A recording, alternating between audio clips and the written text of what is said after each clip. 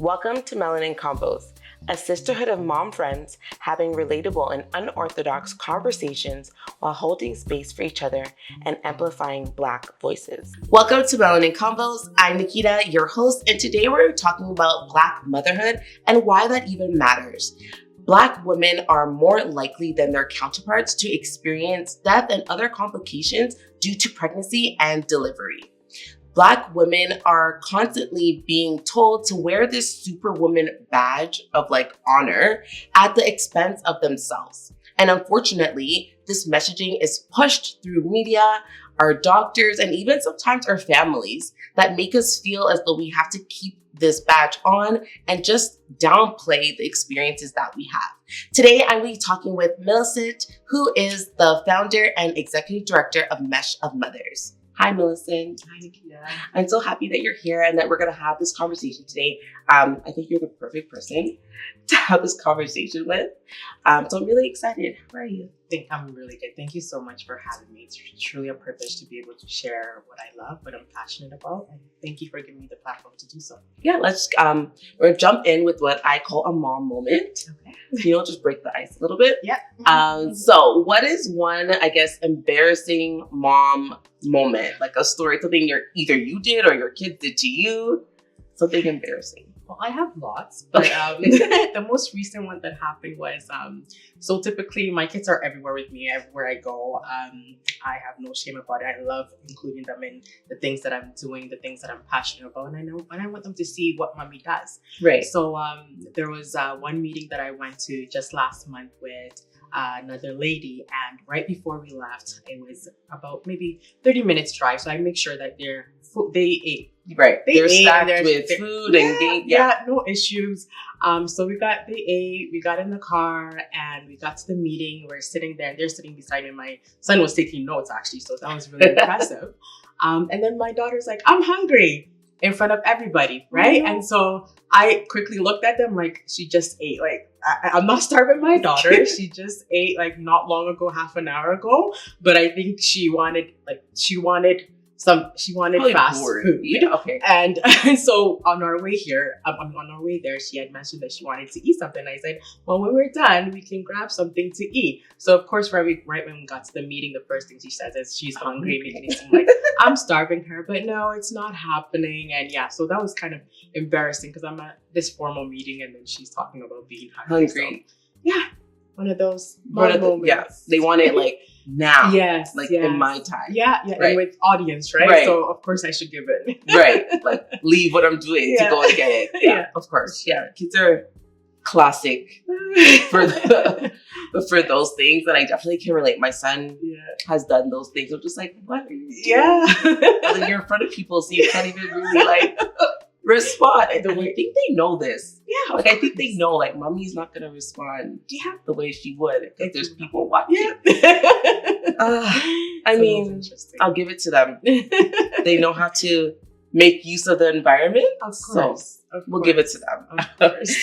My first question for you is share your introduction to motherhood. How was that experience? Was anything surprising? Anything you felt you could have done differently? What was that introduction for you? Wow. My introduction to motherhood was in 2016 when I had my son. But prior to having my son, I've always wanted to be a mom. I've always felt that God wanted me to be a mother. I've always felt that it was something that was a unique experience. And so my desire and yearning for motherhood made me want to be the perfect mom for my kids. And so we went through a period of infertility, which I share a lot about because with our community, we're very open with a lot of things that happen within our Black community that we don't discuss. So we went through that phase and then finally got pregnant and I was just ecstatic. So of course, me being the perfectionist that I am in some areas, I started doing all my research, reading, all those pieces. I didn't want to miss anything. Nothing. From how much baby should be eating to diapers, how many they should be wearing, pooping, nursery, all those things, right? I was so involved in it, and I never really thought about the postpartum period. I don't know how I never thought about it because in the field that I work in that area, working in supporting moms and developing all these programs for them, and so for me, it was somewhat of like something that I felt that I would kill it. I would perfect it. I would just do so well in it. And so it's not something that I need to spend time on. So I think for me, when I became a mother, that was one of the real shockers for me, was the fact that I didn't realize the emotional, physical aspect of it. Just the training of being a mother and taking care of a little one who needs your every moment, every season. So that was one of the shockers for me, was just the intensity around motherhood and the toll it can take on you. The toll it can take on you if you're not careful. I find that a lot of us mothers, we go into motherhood, like myself, thinking that it's going to be this perfect ideology, all these expectations, what we see on social media, and then we want to emulate that. Of course. It's not realistic, right? And so finding a balance between what works for you and also what works for you and your family, and just making it work in that aspect, because motherhood is real. Motherhood is real. And I always say, like, I saw this meme, it said motherhood is a calling, and it really spoke to me. It really spoke to me, because you can't do motherhood blindly. You truly cannot. There has to be some sort of further knowledge, further support, further help that you need to really, really dig into. And again, like for me, when I talk about motherhood, I think about the purpose of being a mother, and it's very purposeful. We're raising children who again depend on us, but at the same time, we also have to find ways to ensure that we are at our optimal health, so that we can also take care of them. Yeah, definitely. I would agree with you. When I was pregnant with my son, like, I didn't do much. Like, I knew what postpartum depression was. Like, I knew, I had an idea, but I guess I didn't do a deep dive into it, like, that I know that I'm capable of doing in ways that I do other things. Yeah. I was just like, what? Yeah. Like, why? Why didn't I do? And I still don't know why I didn't do that. That's the thing. But it's like, it's not, that would be out of character for me to not. And I just, exactly. maybe I thought it wasn't going to happen to me. Well, I think the thing is like, we feel that because we do so well in other areas, that postpartum isn't a place where we should even spend more time in. Because we spend a lot of time in the prenatal aspect of pregnancy and so forth. So postpartum should come naturally to us. We should be able to get up, do things the way that we've been doing. Right. Not knowing that when we do give birth, we are a totally different person. We're a totally different woman. And so how do we welcome that? How do we accept that? How do we support that in that varying different ways? So I think that's one of the things that we're always pushing is being still, knowing that at this stage, postpartum, you're a different person. Your needs have changed. So just you have changed. You have changed. Yeah, exactly.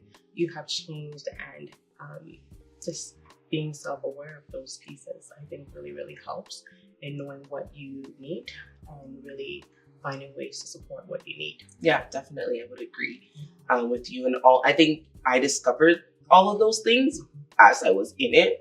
And then learning to speak up and really ask for what I need. And sometimes you don't really even know what you need. But I definitely will say that as I was like going through the journey of postpartum is when I really started like, this is, I'm not at my optimum. No, exactly. Like, I need to do something different. For sure. Like, I think for me, when my husband actually brought it to my attention, because I would become very irritable. I was one of those moms who wanted to stick to the schedule. You know, baby had to eat 4 bottles at 4 hours. It was ridiculous. And baby could not watch TV before 2 years old. Like, I was just and my dad would laugh at me. He's like, you watch TV and look how you turn out. You're okay. But I'm like, no, my son or daughter's not going to do that. So please don't do that when they're visiting. Right. So I was very, very stringent on those pieces. And whenever anything was out of sorts, I'll become very irritable. And I just, there was moments where the way that I thought I was going to love motherhood didn't come naturally in those moments, because it was stealing like those scheduling, those strive for strive for like perfection. Those pieces were just taking the joy out of motherhood for me, when I should have been really indulging in him and his growth and even my growth too, right? But I was so encompassed in just being that perfect mother, showing him off in a sense because he was like this chubby baby. And in our culture, it's like, oh, if he's chubby, then that means you're doing a good job. Not knowing like mommy's starving herself just so she can feed baby, right? Like she's not taking time for herself. And so that's one of the things that I think really was an eye-opener for me, was that I didn't take a lot of time for myself to take care of myself. So my husband brought that to my attention. And I remember my mother-in-law who came to visit too, later on brought it to my attention and said, hey, like, nice. You need to take care of yourself. Yeah. Because your baby's fine, he's growing, he's developing well, but it's time for you to take care of yourself.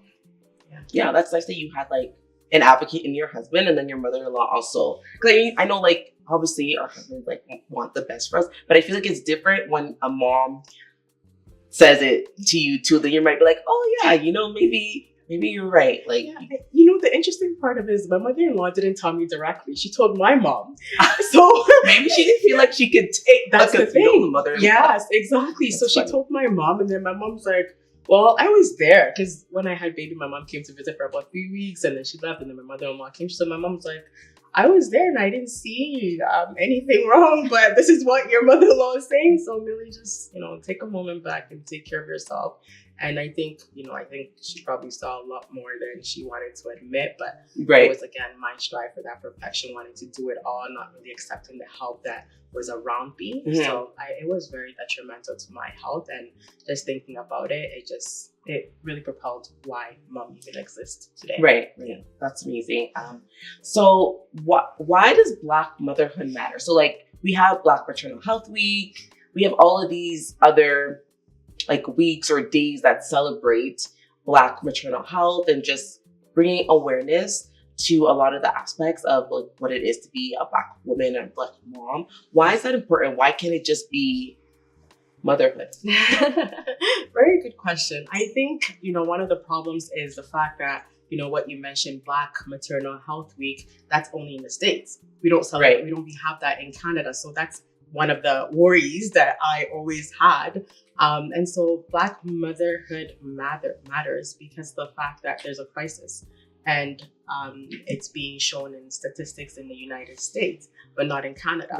Right. So Canada doesn't gather gender or ethnicity-based data to help support what is truly going on, because we know that a lot of things that happens down south, it's usually happening here in Canada and in the UK. Exactly, and in the UK. But UK has made progress. Now UK has Black Maternal Health Week, which is amazing. So we're hoping that Canada can also work towards that, so that we can also have Black Maternal Health Week, because I think it really highlights the need for us to really come together, bring awareness as to what is happening, like the disparities that is happening, the crisis that's happening, like you mentioned. Black women are 3 times more likely to die due to pregnancy complications, childbirth, and that's not okay. Right. A country like USA, that's very disappointing.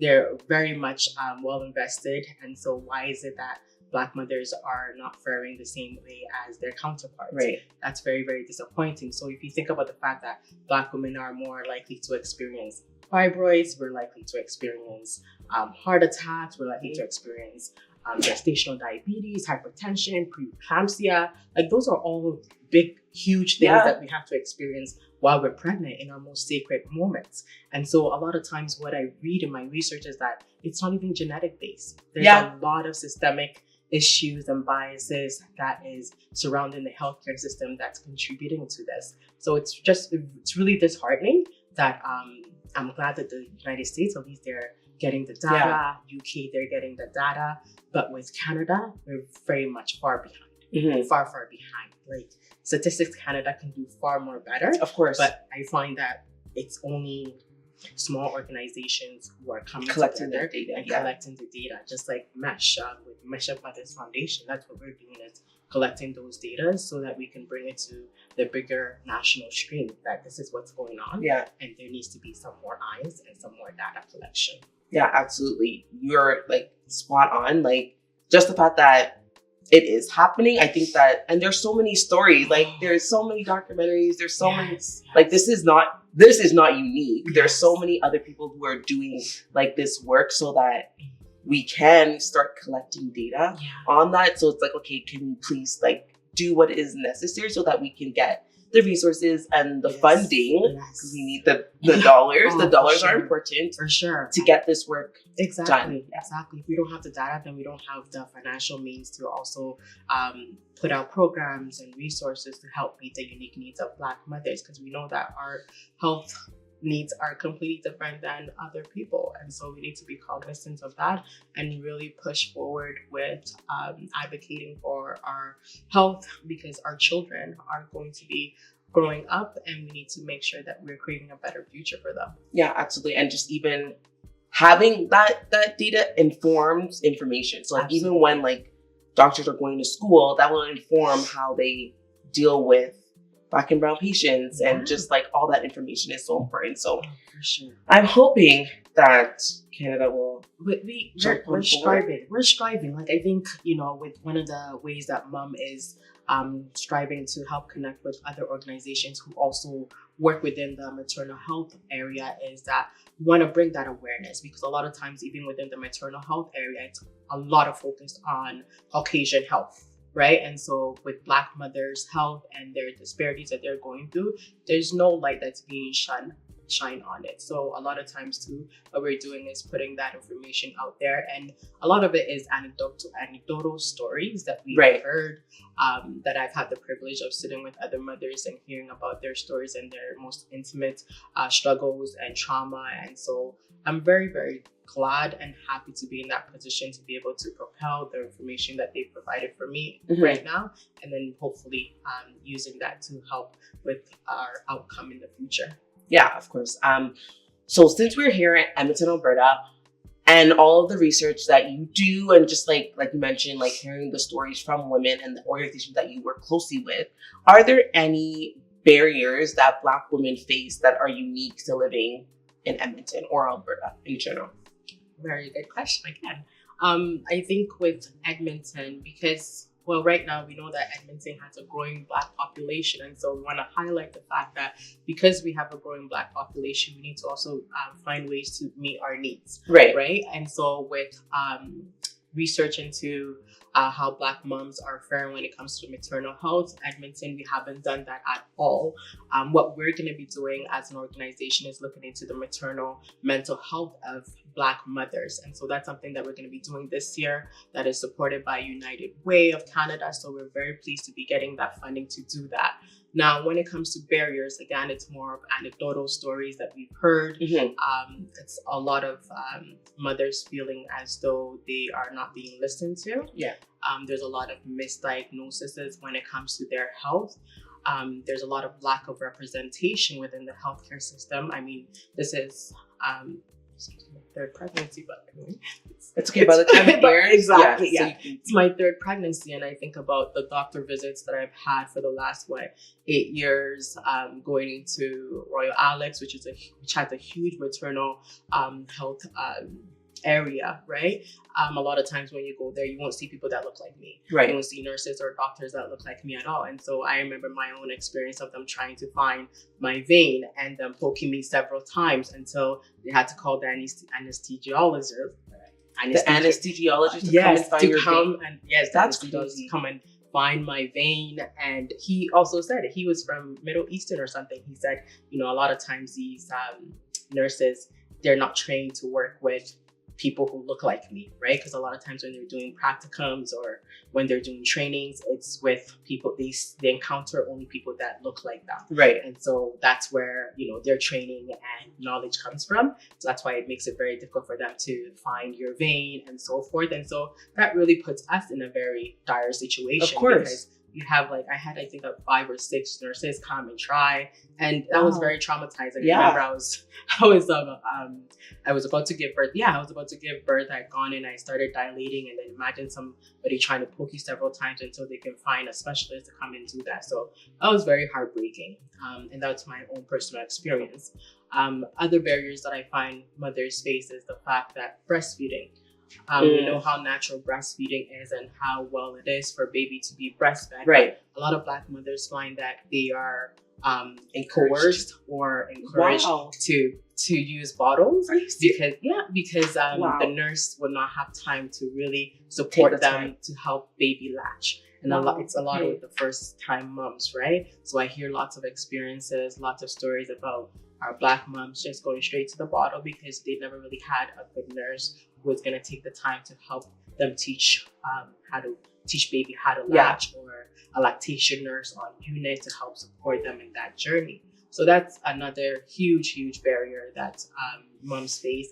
And then within the postpartum period, I think Mesh of Mothers is the only organization that focuses on maternal health, especially within the postpartum period, and finding ways to help build community and resources for us to really help support our mental well-being.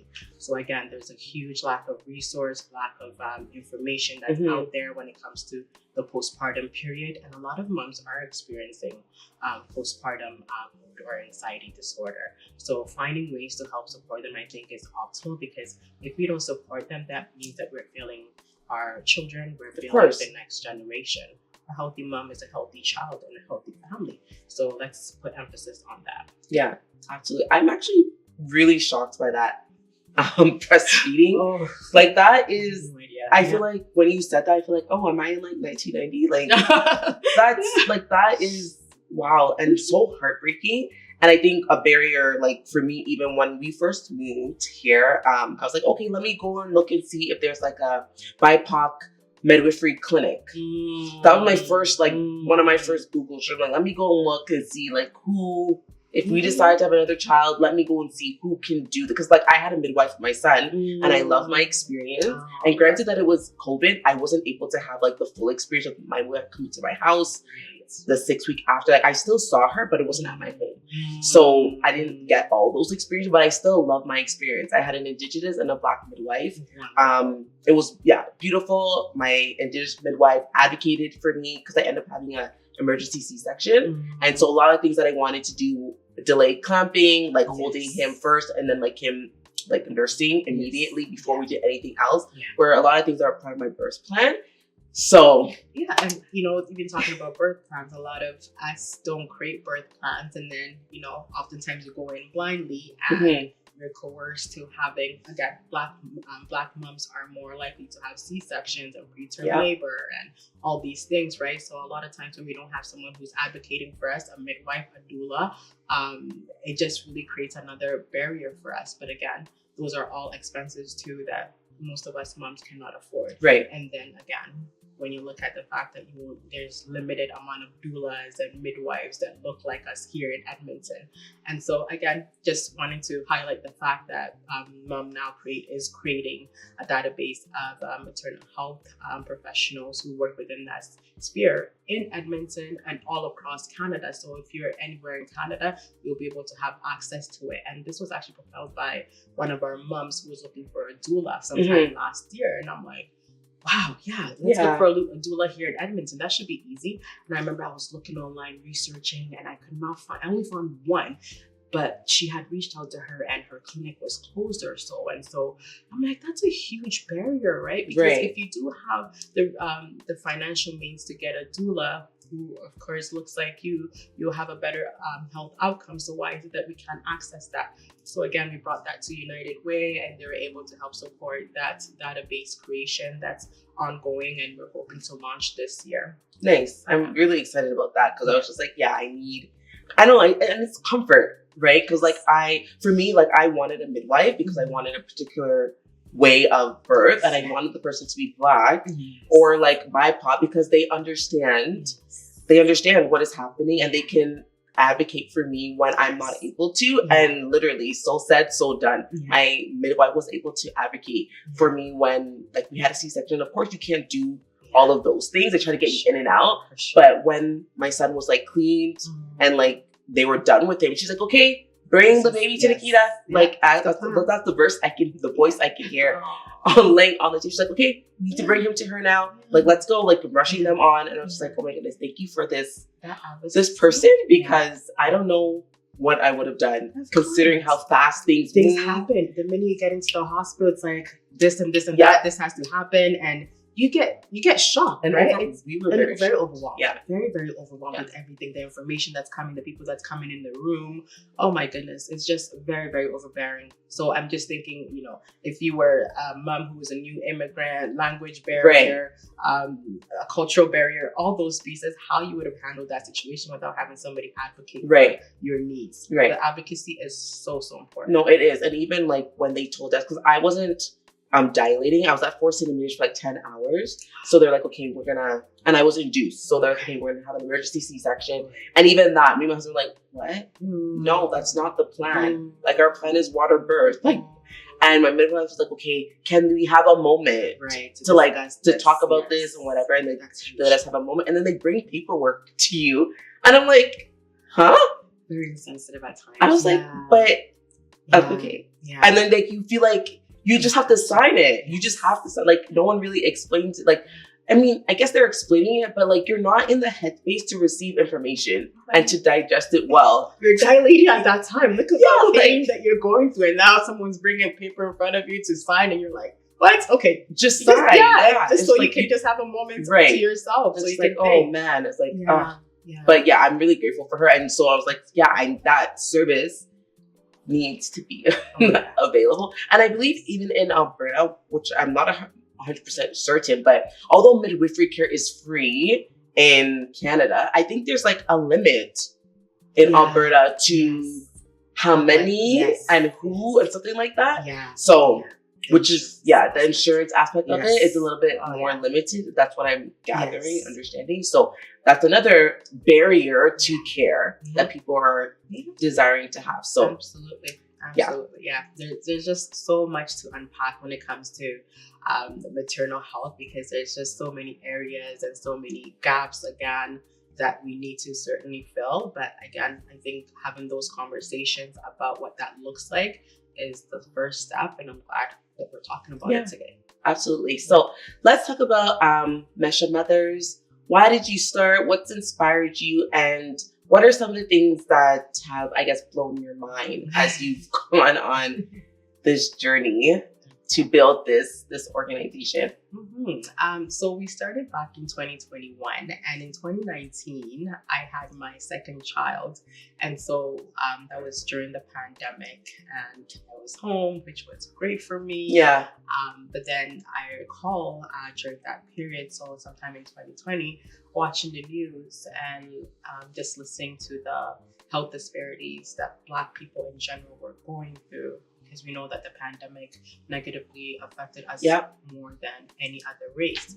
And so looking at that, I wanted to just reach out to my my girlfriends who were either just had babies or were mothers of their own, just because I wanted to see how they were doing.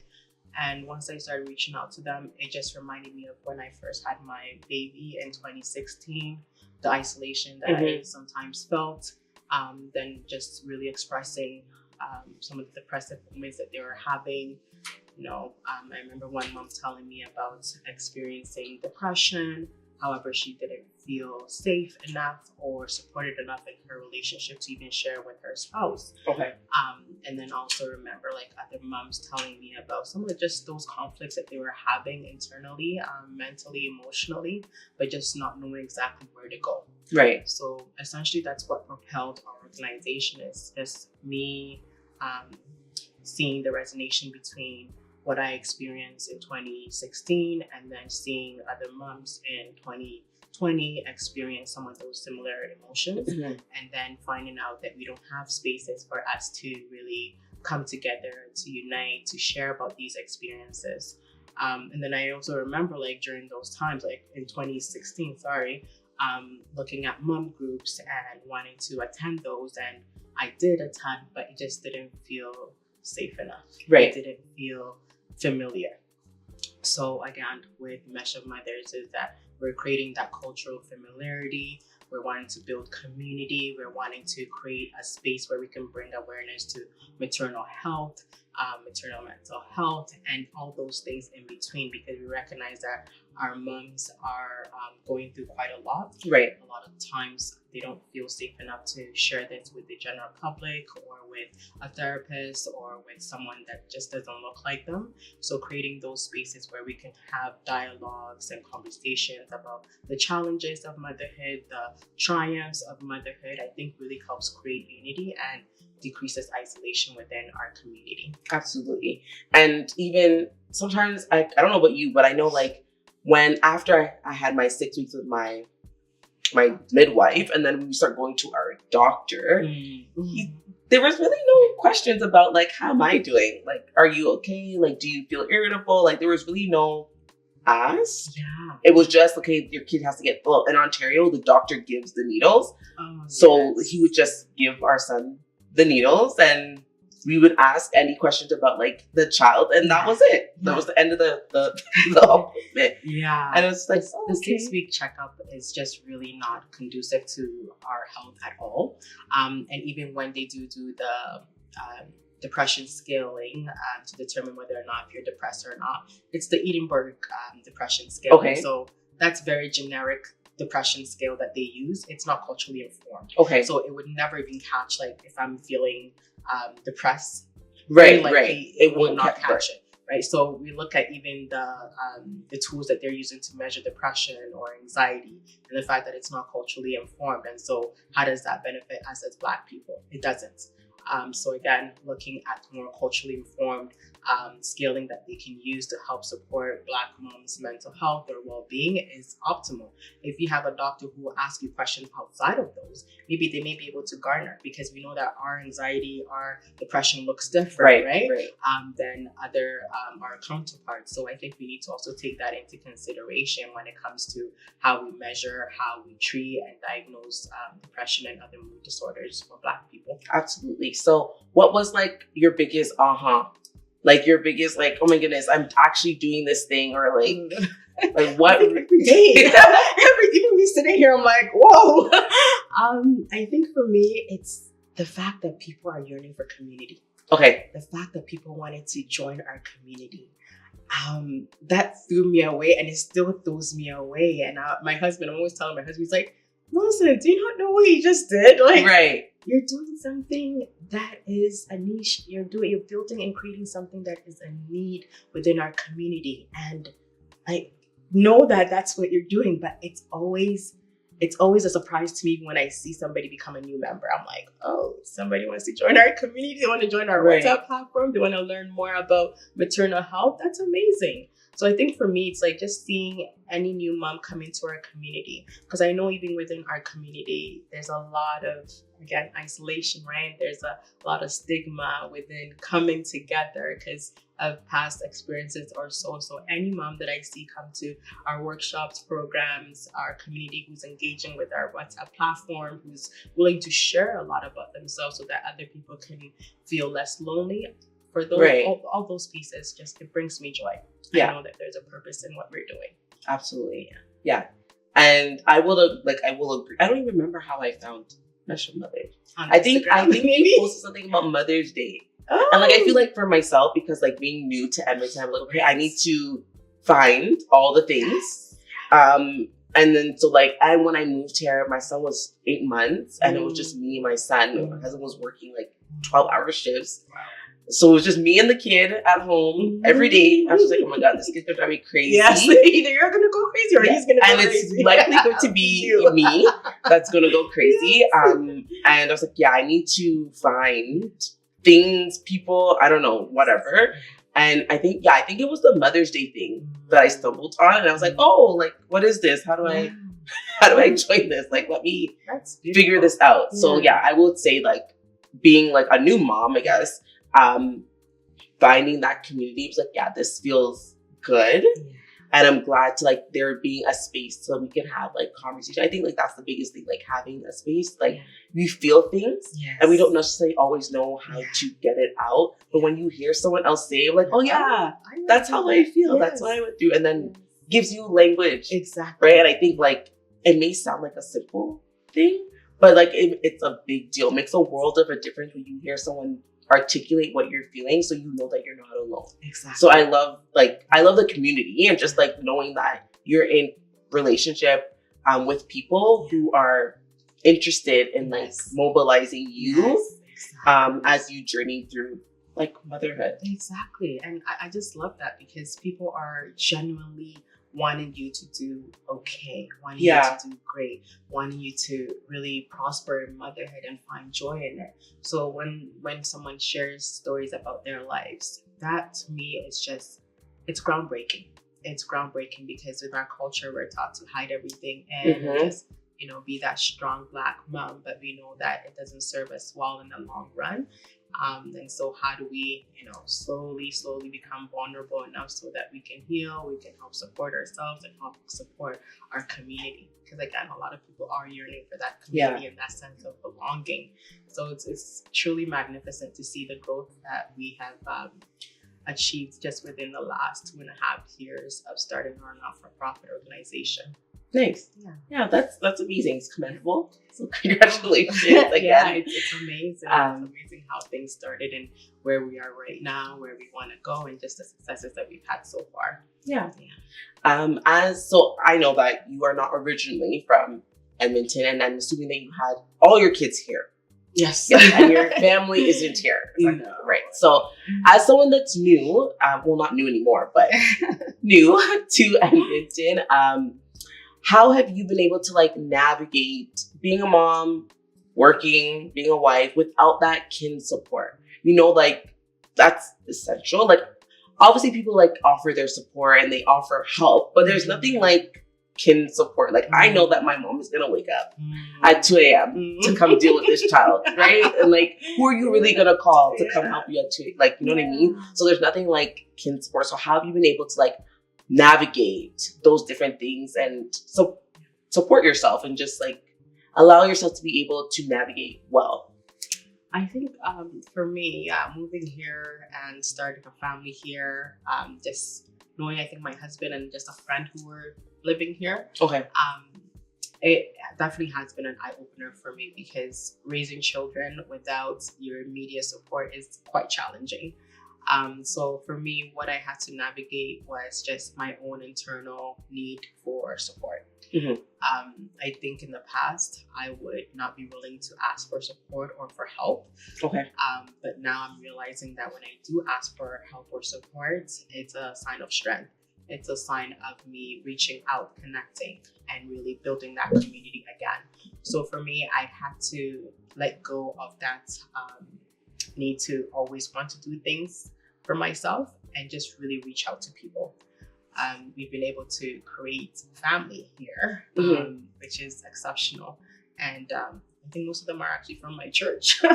So that's been good. But it's really nice to be able to develop that relationship with people that you did not know you had no familial connection with. But now you can just call them at any time and they'll be there for you. And also, I think it's because I've built myself to be that for other people. So now it makes it easier for them to do it for me. Right. So it's almost as if, be the friend that you want to be or to see. Right. If you want something, why don't you emulate it first, right? So that other people can also somehow, it can be somewhat of a magnet for them so that they can also attract those same qualities that you're looking for in somebody. Yeah, absolutely. And I guess that kind of enters like, how would you encourage a mom who is in that position? Like they don't have any family support. It's just them and maybe a spouse or other children. And they are like, okay, how am I going to do this? Yeah. So like being the person that you want to be or being the person that you want people to be to you. Exactly. Yeah, exactly. It's like, if you want a good friend, be a good friend to that person. Right. So I think for me, what I would tell that person is, again, be open to opportunities. Know that you cannot do it alone. You cannot do motherhood in isolation. That's a fairy tale. Motherhood is not meant to be done in isolation. Parenting is not meant to be done in isolation. You need to really, really connect with other people, and it's hard. It's unfamiliar. It's challenging. It goes against what maybe you've been taught, right? Yeah. And so it's hard to trust people, but I would guarantee you that there are people who are trustworthy out there who want the best for you. And so I would really encourage people to just really have an open heart, open mind, and know that there's opportunities out there to connect with people. Connection is so important to our livelihood as human beings. Mm-hmm. So find ways to connect with people outside of just the nuclear family that you have. There's lots of resources out there in the community. So just reach out, go online, and just find those pieces there for you. Yeah, I think it's interesting how, like, as Black individuals from the Black diaspora, that when we move, like, west, it's almost like, well, I think it's even how, like, the West is designed, because, like, well, not, I don't know this firsthand, but, like, I even from being in, like, the group of Mesha mothers and other groups, I listen to the stories of women that are from Africa, and they talk about, like, how they had so much help, and their mom, their aunt, whoever, like, it literally was like, we live here and everyone's your, it was literally a village. Yes. And when I listen to my mom tell the stories of, like, back home, like, she says the same thing. It was literally a village. So it's something about being in the West that it's like, either that's just, it just disappears. Like, we don't know how to do it anymore. Like, it's like, okay, we, like, I guess assimilate to the culture, and, like, we have our houses. We don't know our neighbors. We just say hi, maybe in the morning when we're leaving, if we see them, if we don't back out from our garage. And just like, it's almost like the West socializes us to be isolated. And so we lose all of that connectedness. And sometimes, like, it's difficult to even, like, retrain yourself, I guess, or even to reach out, because, like, who is going to understand this communal aspect of my being here, right? So I think that plays a big part, especially from what I'm hearing from, like, moms who lived that and saw it firsthand. It's like, like, it seems as though you assimilate it, and then it's just so difficult to, like, reintegrate. And I think our lives are much different. You can correct me if I'm wrong. Like, I think because we're working so much, I don't know if that is, like, the same back home, but I know, like, where my parents are from, like, people are not, it's very lax. Like, if I call her mom to come home, and she would just come. Like, very lax. No one's really clocking you. You just come and go as you please. So, like, everything's a little bit more lax as opposed to, like, living in the West. It's totally true. Everyone, I think, because we went back to Ghana from Ghana. So we went back to Ghana as a family last year.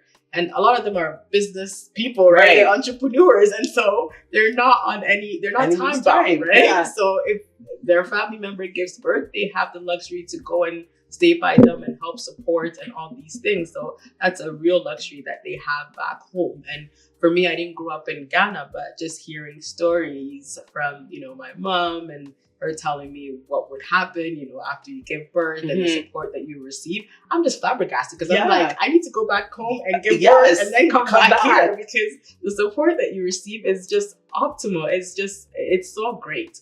And it's unfortunate that here we can't really emulate and repeat that here because of, responsibilities when it comes to job, finances, all those pieces that play a role in us being very communal.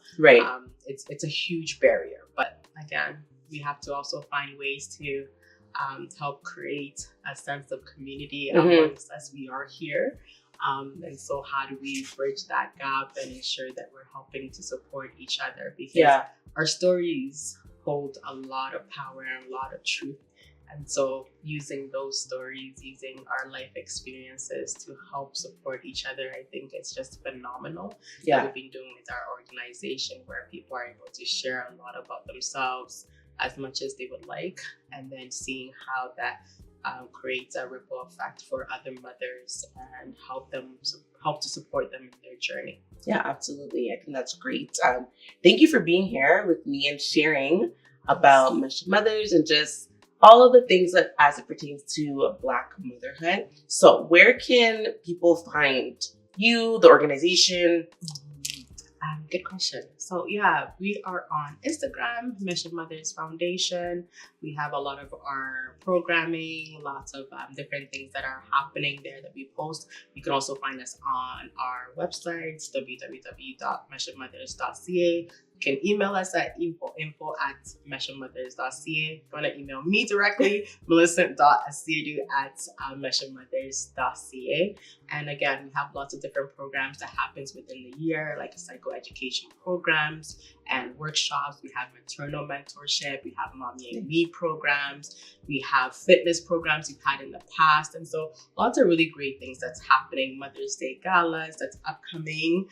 We also have our summer barbecue that's coming up. And again, I wanted to highlight the fact that a lot of our programs, we engage a lot of our moms in it. Yeah. And so there's, that information sharing, there's that skill building, there's just really great opportunities for our moms to really engage in their own health and self-care. We also have our bi-weekly support group that Missy here is also facilitating tea time with mom. So that's been going really, really well. So yeah, lots of different opportunities to engage, and we just encourage people to really just not just look at what they can gain from the organization, but what they can also contribute to it, because again, it's our organization, and the way we want it to propel to succeed, it all depends on us. So yeah, thank you so much. And what you always say, it's for us by us. Yes, for us by us. Yeah, we're informed by what our moms want, and so we create what our moms need just based on what